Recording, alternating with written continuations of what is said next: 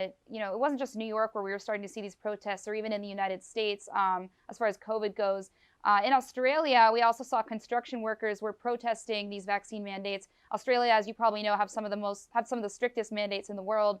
I want to play a clip for you real quick and get your reaction. Have previously been directed to leave. Leave now, or force may be used. No further warnings will be given.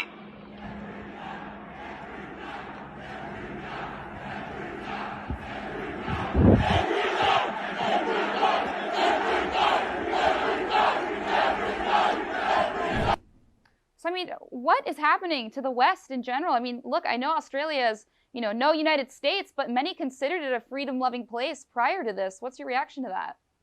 Oh, it's absolutely crazy how many of these countries that we thought were, vibrant, free, liberal democracies have descended into absolute prison states. I mean, Australia started as a prison colony. It seems to be returning to it with their insane COVID lockdowns and measurements that they're enacting at the federal and state level over there. It's absolutely insane that the lockdowns and the restrictions that they're imposing, and what we're seeing in Australia is mass civil disobedience, which is great to see. I think it's a good thing. I'm glad their people are finally pushing back and speaking up and taking to the streets.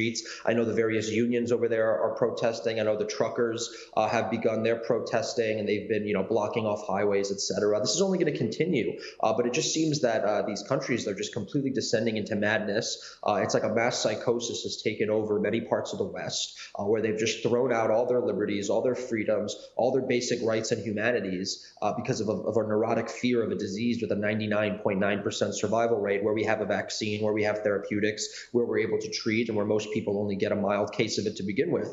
It just seems absolutely insane, and it's kind of scary to think about how quickly this has happened and how widespread it has spread in terms of these sentiments and these feelings. So good on the people in Australia for protesting, but it is still a sad day for most of the West.